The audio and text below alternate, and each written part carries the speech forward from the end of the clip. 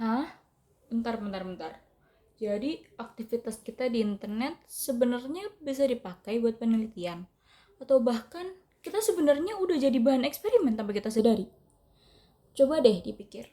Setiap hari kita scrolling TikTok, cari sesuatu di Google, upload story di Instagram, kasih like, atau bahkan cuma nonton video aja. Dan tanpa kita sadari, semua itu sebenarnya ninggalin jejak digital loh.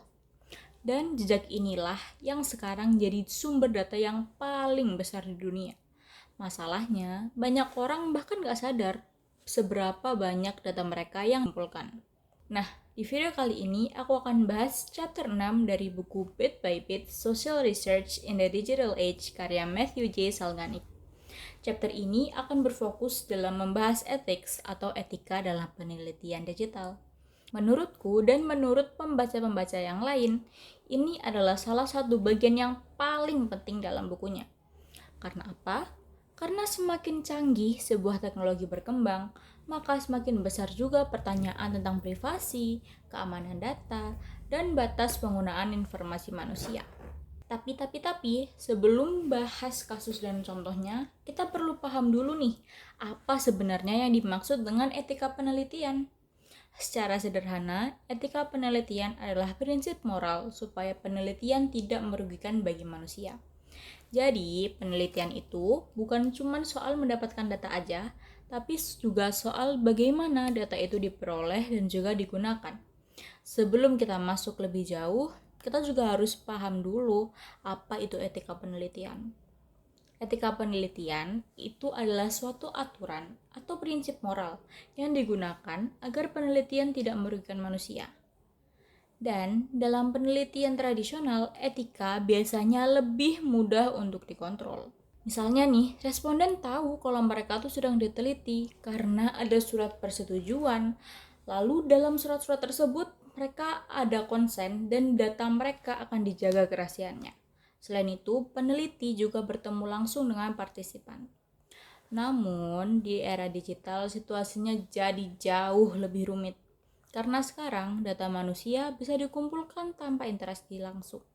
Bahkan seringkali tanpa disadari oleh pengguna. Nah, pertanyaannya sekarang, kalau data itu ada di internet, apakah otomatis boleh dipakai? Dan inilah pembahasan dari chapter ini. Nah, setelah teknologi tadi berkembang, muncul masalah baru. Di era digital, data manusia bisa dikumpulkan tanpa harus bertemu langsung dengan orangnya. Dan ini sangat berbeda dibanding penelitian tradisional. Penulis menjelaskan bahwa data digital punya karakteristik yang berbeda dibandingkan data penelitian biasa. Karena data digital yang pertama nih, jumlahnya besar banget. Lalu mudah untuk disalin, mudah untuk dianalisis, dan bisa bertahan sangat lama. Contohnya dari media sosial. Karena jika seseorang memposting sesuatu di internet, banyak orang akan langsung menganggap bahwa itu data untuk publik nih. Tapi, apakah pengguna sebenarnya sadar bahwa data mereka itu bisa dipakai untuk penelitian? Belum tentu. Misalnya, seseorang membuat tweet tentang kondisi mentalnya. Secara teknis, memang tweet itu untuk publik, tapi apakah etis kalau misalnya data itu bisa langsung dipakai untuk penelitian tanpa izin? Nah, disinilah muncul konflik antara akses data, hak privasi, dan kepentingan untuk penelitian.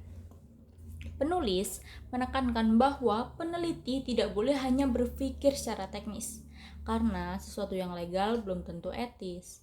Dan menurutku ini memang penting banget, karena di era sekarang banyak orang yang asal klik agree tanpa benar-benar tahu isi dari pernyataan yang mereka setuju itu apa, dan tanpa tahu data mereka itu sebenarnya akan dipakai untuk apa.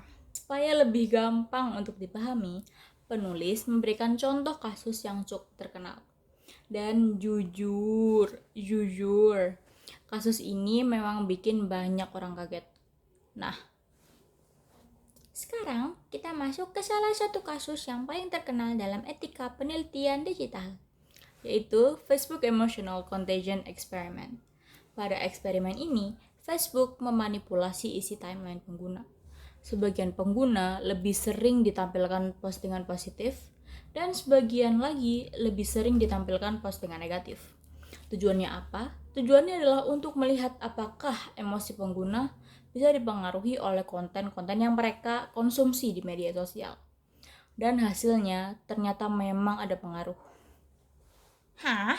Jadi emosi orang dijadikan eksperimen? Benar, masalahnya bukan cuma pada eksperimennya, tapi karena pada banyak pengguna yang nggak sadar kalau mereka itu sebenarnya sedang dijadikan partisipan penelitian. Setelah penelitian ini dipublikasikan, tentunya muncul kritik besar dari masyarakat. Banyak orang yang merasa privasi dan hak mereka dilanggar. Kasus ini menjadi contoh penting bahwa kemampuan teknologi berkembang jauh lebih cepat dibanding aturan etikanya.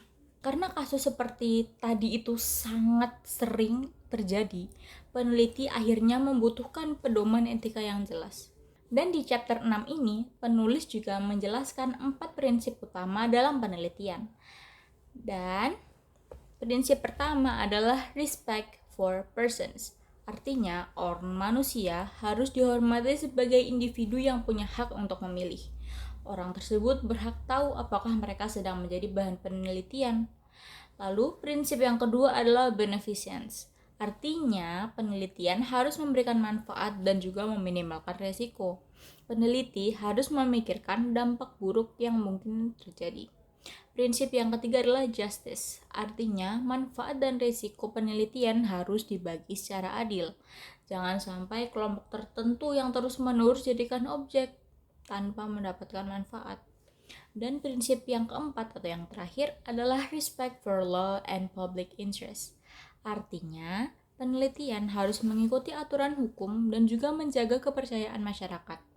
Kalau misal nih, masyarakat kehilangan kepercayaan pada penelitian, maka dampaknya bisa besar. Karena orang jadi takut kalau datanya digunakan sembarangan. Masalahnya lagi nih, penerapan etika di era big data jauh lebih sulit dibandingkan dulu. Karena sekarang batas antara kehidupan sehari-hari dan penelitian jadi makin kabur. Lagi nih ya, dulu orang tuh tahu kapan mereka sedang ikut penelitian. Sekarang belum tentu, karena aktivitas biasa di internet bisa berubah jadi data penelitian. Contohnya, like postingan, komen, lokasi handphone, histori pencarian, kebiasaan belanja. Nah, semua ini bisa dianalisis untuk memahami perilaku dari manusia. Dan masalahnya nih ya, data yang kelihatannya anonim kadang tetap bisa dilacak kembali ke identitas asli. Misalnya, nama pengguna yang disembunyikan. Tapi kombinasi lokasi, usia, dan aktivitas online bisa saja cukup untuk menganalisis seseorang. Dan ini menunjukkan bahwa anonimitas di dunia digital tidak selalu benar-benar aman. People are scary. Dan menurutku sendiri, inilah alasan kenapa chapter ini terasa sangat relevan untuk kehidupan di era digital sekarang.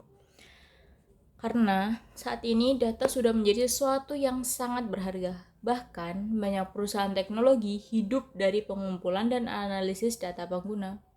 Aku pun nanti bakal seperti itu, kayaknya. Dan seringkali pengguna tidak benar-benar memahami seberapa besar data mereka yang sedang dikumpulkan. Hah?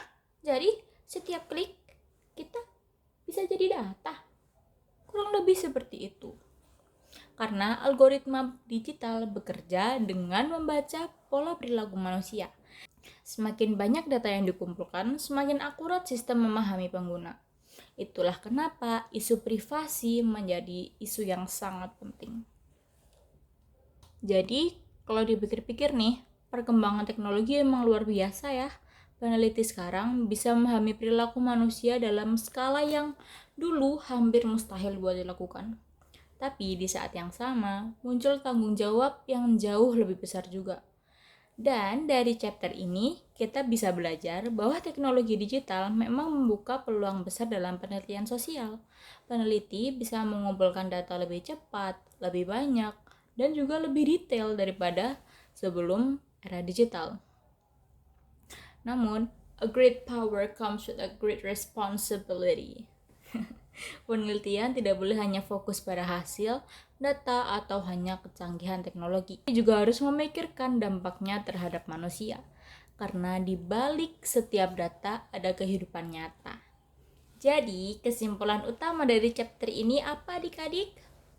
Kemajuan teknologi harus selalu diimbangi dengan etika, karena tanpa etika, data yang seharusnya membantu manusia justru bisa merugikan manusia. Sekian pembahasan mengenai chapter 6 Ethics dari buku Bit by Bit Social Research in the Digital Age karya Matthew J. Salganik. Terima kasih sudah menonton. Semoga video ini membantu memahami pentingnya etika dalam penelitian digital di era modern. Sampai jumpa. Dadah. Dadah.